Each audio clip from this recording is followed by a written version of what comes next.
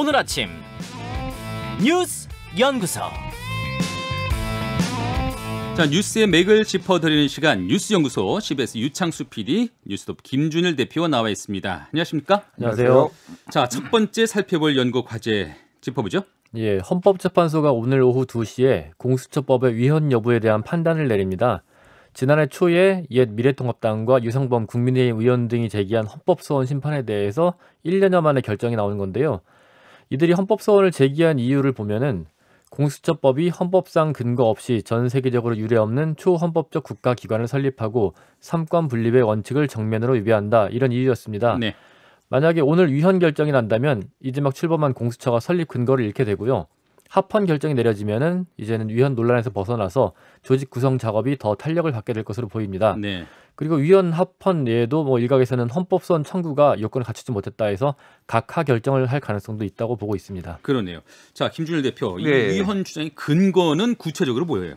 예, 그러니까 지난해 2월, 5월, 12월 세 차례에 걸쳐서 이제 헌소를 제기를 했는데요. 네. 12월의 경우에는 그 야당의 비토권을 없앤 거 이거라서 오늘 이거에는 해당되지 않아요. 그럼 별도로 따로 이제 나중에 있습니다. 네. 그래서 근거는 이제 크게 보면 세 가지예요. 공수처법이 헌법상 검사의 영장 청구권을 규정을 아무런 근거 없이 이렇게 공수처 검사의 권한으로 만들었다라는 거예요. 네. 그러니까 검사의 영장 청구권은 헌법에 보장돼 있습니다. 그렇죠. 예. 근데 이거가 이제 공수처 검사도 영장 청구권을 가지게 됐는데 이게 근거 없다라는 거예요. 두 번째는 그 수사권과 기소권을 가진 사실상 검찰인데 입법부, 사법부, 행정부 어디에도 속하지 않는다.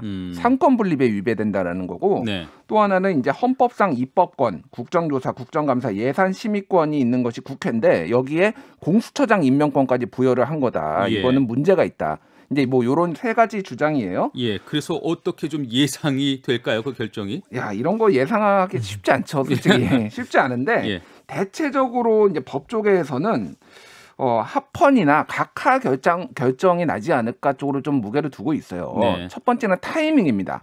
그러니까 공수처가 이미 출범을 했어요. 정말 긴급하게 다퉈야 될 거라면은 출범 전에 이거를 심판을 했어야 된다는 결정을 했어야 된다는 거죠. 그래서 예를 든 게 최근에 그 변호사 시험을 앞두고 코로나 확진자 변호사가 시험을 못 보게 하는 것은 이거는 문제가 있다라고 해서 헌소를 냈는데 변호사 시험 하루 전에 그거 냈거든요. 네네. 긴급 구제를 해야 된다라고. 예. 그러니까 타이밍상 이미 출범을 했는데 이거를 만약에 다 뒤집으면은 굉장히 큰 혼란이 생길 거다라는 것에서 타이밍으로 그렇게 보는 것도 있고. 네. 그래서 이제 위헌으로, 그러니까 합헌으로 내리기보다는 각하 결정 가능성도 나오고 있는 것이 구체적으로 어떤 기본권이 지금 이 헌소를 낸 국회의원의 기본권을 침해하고 있는지가 명확하지 않다. 그래서 자격이 없다. 이거를 내 자격이 없다라고 각하 결정을 낼 가능성이 있다. 이렇게 네. 이제 법조계에서 나오고 있는데 예. 한쪽에서는 이제 좀 헌법 불합치나 한정위헌도 얘기가 나오고 있어요. 이런 거 같은 경우에는 아예 위헌은 아니니까 다만 이제 운영 관련 규정 등에 대한 기술적인 조항을 고쳐라라고 이제 얘기를 하면은 이거는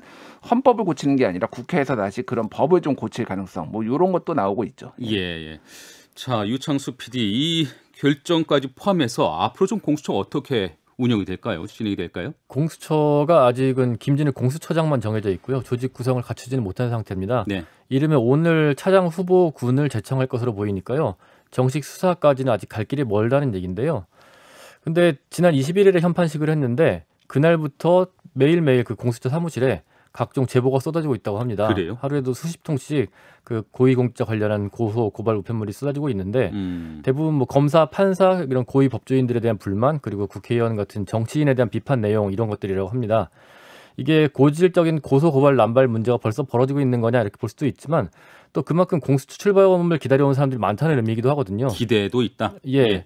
보통 이게 공수처가 지금까지 온 게 25년 동안 기다려서 드디어 됐다라는 말을 많이 하는데 공수처법이 다소 거칠게 만들어진 측면이 있다고 하더라도 그 25년의 열망 끝에 만들어진 기관이라는 점을 헌재가 감안을 하지 않을 수는 없을 거다. 왜냐하면 헌재는 법만 가지고 판단하는 것이 아니고요. 시대 상황을 많이 반영을 하거든요. 네. 그렇다면 이런 분위기를 볼 때 헌재가 위헌 결정을 내리기는 어렵지 않을까 그런 시각이 우세한 것 같습니다. 네, 오늘 2시라고 했죠? 예, 헌재 결정 지켜보도록 하죠. 자, 두 번째 살펴볼 뉴스는요?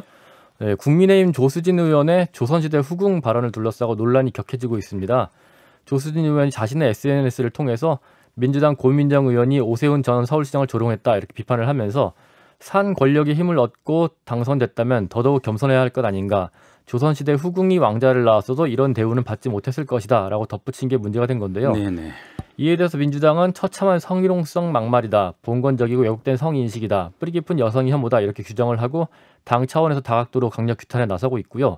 국민의힘 내부에서도 조 의원 표현이 지나쳤다는 지적이 나오고 있습니다. 제가 아까 그 오프닝 말머리에서도 말씀을 드렸지만은 정치는 말이잖아요. 말로 하는 게 정치고 정치 자체가 사실은 말이고 말이 정치인데 그 말의 품격이 그러자면 이제 말의 품격이 정치의 품격이거든요. 이 정도까지면은 참 너무 이를 바라보는 국민들이 너무 좀 개탄스러울 것 같아요. 자, 김준일 대표 왜 이런 말에 이런 논란이 좀 빚어졌을까요? 일단 최근에 이제 고민정 의원이 오세훈 전 시장을 일종의 이제 저격성 발언을 했어요. 그래가지고 조건부 정치를 계속하고 있다. 예전에 이를테면 서울시장에서 무상급식 가지고 이제 투표를 했었잖아요. 예. 그때도 조건부 정치를 하더니 계속하고 있다라는 게 지난 1월 22일에 이제 해가지고 그게 뭐 오신환 전 의원하고 설전을 주고받는 등 이런 일들이 있었습니다. 그 전에도 뭐 연합뉴스 TV와의 인터뷰에서도 전략과 계산이 너무 쉽게 보인다. 이렇게 오세훈 전 시장을 평가절하했고 지난해에도 여전히 환상에 빠진 것 같다. 그래서 지속적으로 오세훈 전 시장 저격수처럼 이제 좀 활동을 한 게 있어요. 네네. 이거를 이제 야권이 굉장히 마뜩치 않게 본 거죠. 그러니까 상대방에 대한 존중도 없다. 뭐 이런 것들 그리고 그리고 이제 고민정 의원이 작년에 당선이 됐을 때 당에 전폭적인 지원이 있었거든요. 그래서 이인영 그때 당시 원내대표가 와가지고 고민정 후보가 당선되면은 전국민 재난지원금을 100만 원씩 지급하겠다. 뭐 이런 발언까지 해가지고 약간 논란도 있었습니다. 이게. 예. 이런 인식 그래서 사실상 당의 지원이 없었으면은 당선도 안 될 사람이 이런 식으로 지금 뭐 상대방에 대한 존중도 없이 이렇게 저격을 하는 것이냐라는 불만들이 좀 부글부글 있었다. 네, 국민의힘이 네. 그래서 이제 이런 저격성 발언이 조수진 의원한테 이제 나온 것이라고 보면 되고요. 예. 다만 이제 이게 어느 정도 이제 말로 서로 설전을 벌이는 거는 우리가 익히 봐왔는데 이게 어느 정도 수위와 품격이라는 게 있는데. 그러니까요. 상상도 못했습니다. 2021년에 후궁, 조선, 왕자 이런 단어가 정치인의 입에서 나올 줄은 정말 저는 상상도 네. 못했는데 예. 굉장히 큰 문제점이죠. 일단은 이거를 전 근대적이고 봉건적인 인식이에요. 그러니까 현대 이 민주주의 정치 제도를 조선 시대 무슨 왕조 시대에 비교를 해서 그러면 뭐 대통령은 왕이고 뭐 국회의원은 무슨 뭡니까 이게. 그러니까 이런 식의 이제 발언을 했다라는 건데 그만큼 저격을 하기 위해서 강하게 할 필요가 있었다라는 게 국민의힘 측의 그러니까 조수진 의원 측의 입장인 거고 그래서 사과도 안 했어요. 사과하라고 강력하게 요구를 하니까 오히려 막말을 한 고민정 의원이 사과를 해야 된다라고 하고 고민정 의원은 고소를 하고 뭐 이런 상황이라서 이거는 인식차가 너무 커서 좀 논란이 계속될 것 같아요. 더불어민주당 차원에서도 지금 강력하게 반발하고 있죠. 예, 강력하게 반발을 하고 있고 여러 얘기를 했죠. 우상호 의원은 촌철살인과 명예살인을 구분할 수 있는 변별력을 못 갖췄다 이렇게 비판을 하기도 했고요. 네, 예. 이게 근본적인 좀 문제점들이 좀 있을 것 같은데 어쨌든 이번엔 논란 좀 숨은 맥락 어떻게 보세요, 이창수 PD? 그 말을 좀 분석을 해보면요. 일단 조수진 의원은 인신공격과 막말을 비판했더니 민주당이 말꼬리를 잡고 왜곡해서 저질공세를 하고 있다 이렇게 반박을 했거든요. 근데 조수진 의원의 발언들을 보면은 그 비율을 다 걷어내고 본다면은 결국은 특혜를 얻어서 당선되어 놓고 겸손하지 못하다 이런 얘기거든요. 네. 그래서 특혜를 얻었다는 걸 강조하기 위해서 왕자를 낳은 조선시대 후궁 이라는 말이 들어간 건데 왕자를 낳은 후궁이라는 말이 보통 특혜를 강조하기 위해서 흔히 쓰는 말인가 일반적으로 많이 하는 표현인가 하면 그렇지 않거든요. 꼭 필요하지 않은 표현 그리고 일반적으로 잘 쓰지도 않는 비유를 굳이 들었다는 것은 청와대 출신의 여성 의원에게 의도했던 프레임이 있다는 얘기죠. 그러니까 고민정 의원이 후궁이라면 왕 문재인 대통령을 의미하는 것일 테고 그 관계에서 그 특혜를 강조하는 것일 텐데 여기에 대해서 민주당 전국 여성위원회 위원장인 정춘숙 의원이 이렇게 말을 했습니다. 조 의원이 언급한 후궁 프레임은 여성이 스스로의 능력으로 정치를 할 수 없다는 의미를 담은 것으로 여성 정치인의 존재를 부정하는 것과 다름없다 이렇게 비판을 했는데요. 예. 일단 이런 인식을 깔고 있기 때문에 나온 발언으로 보이고요.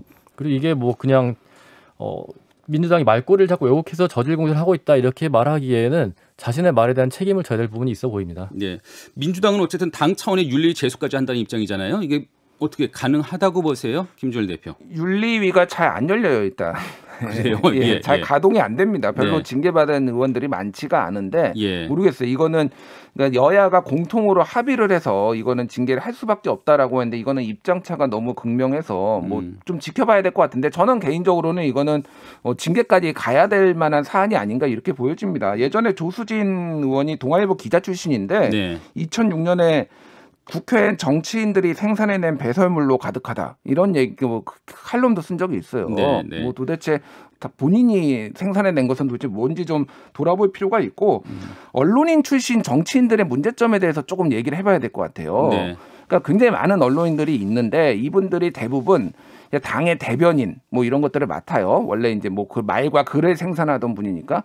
근데 이분들이 대부분 거칩니다, 입이. 네. 입이 거칠어 가지고 지금 뭐 KBS 그 아나운서 출신이었던 고민정 의원도 그렇고 조수진 동아일보 뭐 기자도 그렇고 뭐 다른 의원들도 굉장히 많은 논란들을 낳고 있는데 좀 품격과 절제를 좀 해야 되지 않을까. 당이 요구하더라도 그런 네. 좀 필요가 있어 보입니다. 언론인 출신 정치인들이 좀 모범을 보였으면 좋겠습니다. 네, 뉴스의 맥을 짚어드는 뉴스연구소 마지막 연구 과제 가보죠. 예, 쌍용 자동차의 위기가 현실화되고 있습니다. 경영난을 겪어오던 쌍용차가 그동안 대주주 마힌드라와 미국 유통업체 사이에 매각 협상이 진행 중이었는데요. 그 협상이 결국 결렬된 것으로 알려졌습니다. 네. 그래서 쌍용차는 마지막 대안으로 P플랜이라는 것을 도입할 것으로 전망이 되는데 이건 그 법정 관리 들어가기 전에 채권자 절반 이상의 동의를 받아서 미리 회생 계획안을 마련하는 제도입니다. 그게 P플랜? 예, 그래서 쌍용차와 채권자 그리고 인수 후보자가 함께 계획을 만들어서 이제 법정 관리에 들어간 다음에 그 계획대로 구조 조정을 하고 그 다음에 인수 후보자에게 회사를 매각하는 건데요. 그러려면은 인수 후보자와 합의된 회생 계획안이 만들어져야 되는데 네. 여기서 합의에 실패하면 결국은 일반적인 법정 관리로 가게 되고 그렇게 되면 최악의 경우에 청산까지 가게 될 가능성도 있어 보입니다. 아이고 이게 청산 가능성까지 언급이 되나요? 예. 김준일 대표 어떻게 전망하세요? 예, 2009년에 한번 기업회생 절차를 신청을 해가지고 받아들여져서 이제 기사회생을 했는데 네. 지금 작년 12월에 한 달 전이죠. 또 기업회생 절차를 신청을 했어요. 심각한 자금난으로. 근데 네. 법원에서 결정 여부를 인용 여부를 2개월을 연기를 해가지고 2월 28일에 결정을 합니다. 인용되지 않으면 방금 얘기했듯이 청산돼요. 그래서 그거를 위해서 인용을 할 수 있도록 구조 조정을 하고 이제 뭐 군사를 뺀다라는 건데 지금 한 치 앞을 내다볼 수가 없는 게 일단 전 세계 자동차 시장 자체가 과잉 생산으로 지금 대부분 브랜드들이 작은 규모 브랜드들이 없어지거나 통폐합되고 있는 상황. 쌍용뿐만 아니라. 쌍용뿐만 아니라 네. 그리고 쌍용차 같은 경우에는 SUV가 주력 생산인데 SUV가 지금 시장에서 약간 인기가 없어요. 이게 예. 흐름을 타거든요. 그리고 신차 생산 주기가 막 10년씩 걸립니다. 뭐 이런 여러 가지 문제점이 있어서 지금 굉장히 불투명한 상황이고 마힌드라 같은 경우에는 사실상 손을 떼겠다라는 거거든요. 예, 그래서 예. 뱅크 오브 아메리카에 300억 원을 갚았어요. 돈을 지급 보증을 했다. 이게 무슨 얘기냐면 뱅크 오브 아메리카도 채권단의 결정에 들어가는데 아예 채권단 결정에서 빠져라. 이렇게 하면서 이제 이거를 손을 떼겠다라는 의지예요. 네, 그래서 네. 지금 상황에서는 매우 전망이 어둡다. 쉽지 않다. 자, 이렇게 그래서 좀 봐야 뭐 될것 손을 같아요. 떼겠다. 그러면 뭐 매각 협상이라도 좀 어떻게 원활하게 좀 됐으면 좋겠는데 매각 협상도 좀 지지부진이죠. 매각 협상 왜 이렇게 안 풀리는 겁니까, 유창수 PD? 일단 핵심 쟁점은 지급 보증 부분인데요. 대주주인 마힌드라가 그동안 쌍용차에 7천억 원 정도를 투자를 했어요. 네. 그런데 지금 상황이 워낙 안 좋다 보니까 그 다 손해 보더라도 그냥 손을 떼겠다 이렇게 나오고 있는 거거든요. 예, 예. 근데 채권단이나 인수후보자 측에서는 지금 가지고 있는 채무가 워낙 부담스러우니까 마힌드라가 어떻게든 남아서 일부 지분이라도 유지하면서 지급 보증을 해달라 이런 거예요. 그러니까 마힌드라는 아예 빠지고 싶고 채권단이나 그 인수 후보자에서는 좀 남아서 같이 좀 빚을 갚자 이런 입장인데 네. 쌍용차가 2016년 이후에 영업이익을 낸 적이 없습니다. 2017년부터는 600억 원대 영업 손실 그리고 2019년에 2,800억 지난해는 3,089억 원의 손실이 발생했는데요. 극적인 반전이 없으면 앞으로도 상당 기간 손해를 감수할 수밖에 없는 상황이다 보니까 네. 마힌드라는 어떻게든지 발을 빼겠다는 입장이고 또 대주주가 이렇게 나오면은 인수 후보자에게 협상을 할 때도 협상력이 떨어질 수밖에 없거든요. 그러니까 쌍용차 쪽에서는 어렵게 끌고 오긴 했지만 이 상황에서 인수 후보자를 설득할 방법을 찾기가 어려운 상황이죠. 쌍용차의 눈물 뭐 한두 번이 아니었는데요. 이번 상황도 참 답답하게 보이네요. 알겠습니다. 자, 뉴스의 맥을 짚어드리는 뉴스연구소 지금까지 유창수, 김준일 두 연구위원이었습니다. 수고하셨습니다. 예, 감사합니다. 김현정의 뉴스쇼는 청취자 여러분의 참여로 이루어집니다. 트위터, 페이스북, 레인보우 게시판 그리고 단문 50원, 장문 100원의 유료 문자 샵 1212, 우물정 1212 통해 참여하실 수 있습니다. 김현정의 뉴스쇼 여러분과 함께 만듭니다.